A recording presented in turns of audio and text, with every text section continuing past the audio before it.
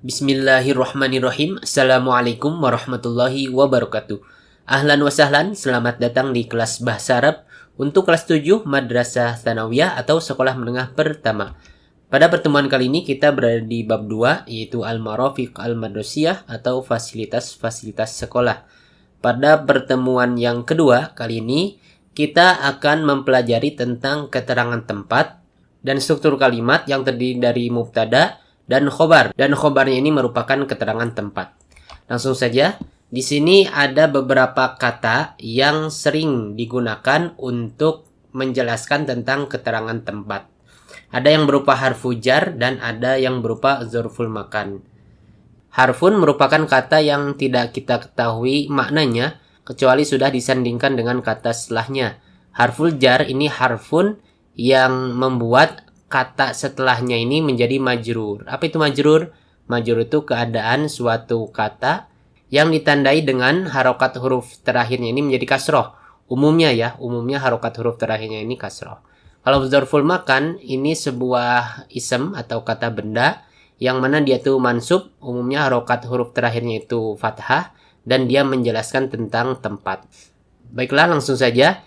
Inilah kata-kata yang sering digunakan untuk menjelaskan keterangan tempat. Pertama yang berupa harful jar, di sini ada fi.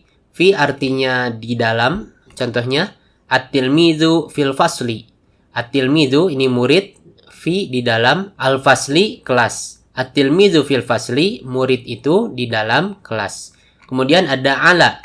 Ala artinya di atas. Di atasnya ini menempel. Contohnya al-kitabu alal maktabi. Al-kitabu buku, ala di atas, al-maktabi meja. Al-kitabu alal maktabi, buku itu di atas meja. Maksudnya di sini menempel nanti karena di sini ada di atas juga tapi tidak menempel, yaitu fauqa. Fauqa ini artinya di atas tapi dia melayang, tidak menempel. Contohnya as-sama'u fauqal ardi.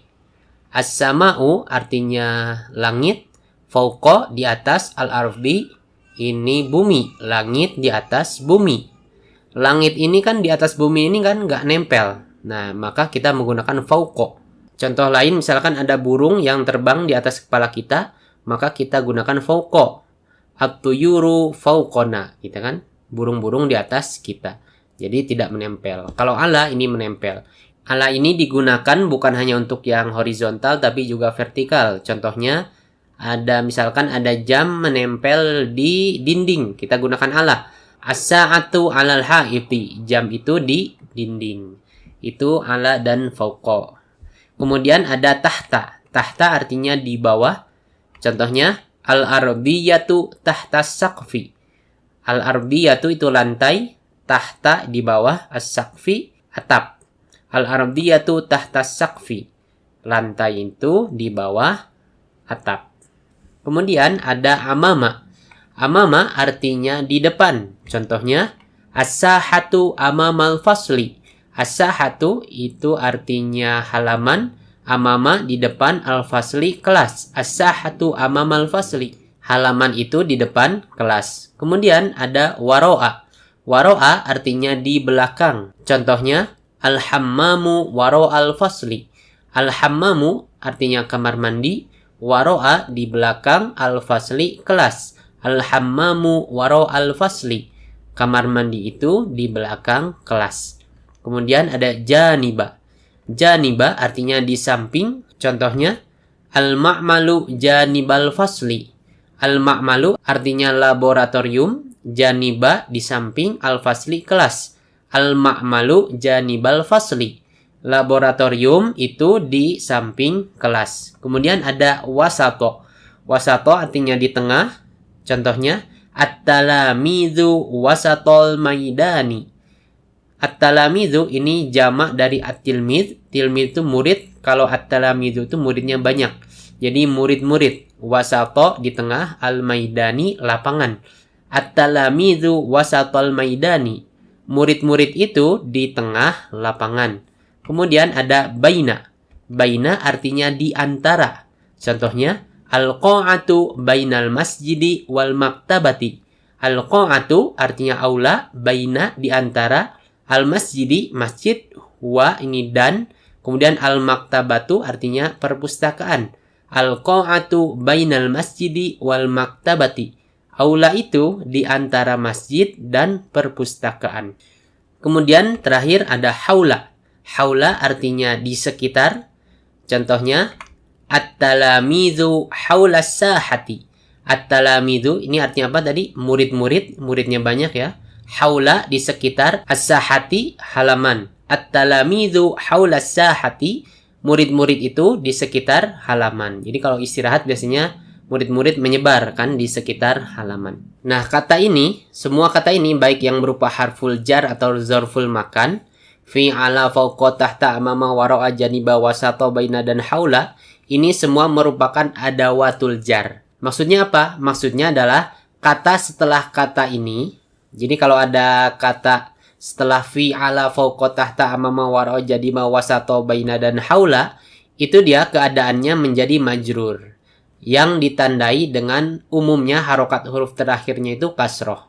Jadi majrur itu keadaan suatu kata yang ditandai dengan harokat huruf terakhirnya itu kasroh. Umumnya ya, karena nanti kita bisa temukan ternyata ada yang majrur tandanya itu bukan kasroh tapi ya.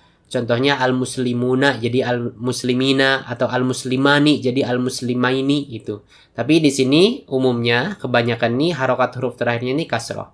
Nah, kita bisa lihat di sini fi, setelah fi ini ada al-fasli. Nah, kata al-fasli ini harokat huruf terakhirnya ini menjadi kasroh. Artinya kita tidak boleh baca dhammah atau fathah.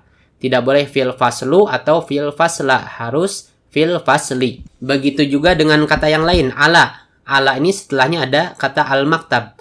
Al-maktab juga di sini harokat huruf terakhirnya ini kasroh. Alal maktabi. Tidak boleh kita baca alal maktabu atau alal maktaba. Dan lainnya juga sama. Fauqal ardi. Ini kasroh. Kemudian tahtas sakfi. Ini juga kasroh. Kemudian di sini ada amamal fasli. Ini juga kasroh. Kemudian waro al fasli. Ini kasroh. Janibal fasli. Kasroh juga. Wasatol maidani. Ini kasroh. Bainal masjidi. Kasroh. Wal maktabati. Kasroh. Kemudian haula sahati. Ini juga kasroh. Jadi kata yang datang setelah kata-kata ini fi, ala, fauqa, tahta, amama, wara'a, janiba, wasata, baina dan haula ini menjadi majrur yang ditandai dengan umumnya harokat huruf terakhirnya ini menjadi kasroh.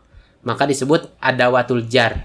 Nah, itu yang pertama. Kemudian kalau kita perhatikan semua contoh ini, at-tilmizu fil fasli, al-kitabu alal maktabi, as-samau fawqal ardi, dan seterusnya. Ini merupakan kalimat yang strukturnya itu terdiri dari mubtada dan khobar. Masih ingat nggak apa itu mubtada dan apa itu khobar? Nah, coba lihat di sini. Ini contoh pelajaran kemarin tentang mubtada dan khobar. Abi jundiyun, ayahku adalah tentara. Kita ulangi, apa itu mubtada? Mubtada itu ismun atau kata benda yang berada di awal sebuah kalimat yang merupakan subjek. Di sini mubtada ini abi. Nah, kemudian khobar, apa itu khobar? Khobar itu ismun atau kata benda yang datang setelah mubtada yang berkedudukan sebagai predikat atau suatu yang menjelaskan tentang mubtada. Di kalimat ini khobarnya adalah jundiyun. Ini khobar. Abi ini mubtada, jundiyun ini khobar. Sekarang kita lihat beberapa contoh yang telah kita pelajari tadi. Di sini ada at-tilmizu fil fasli, murid itu di dalam kelas. Kemudian al-kitabu alal maktabi, buku itu di atas meja. Kemudian as-sahatu amamal fasli, halaman itu di depan kelas. Kemudian ada al-hammamu waro al-fasli, kamar mandi itu di belakang kelas.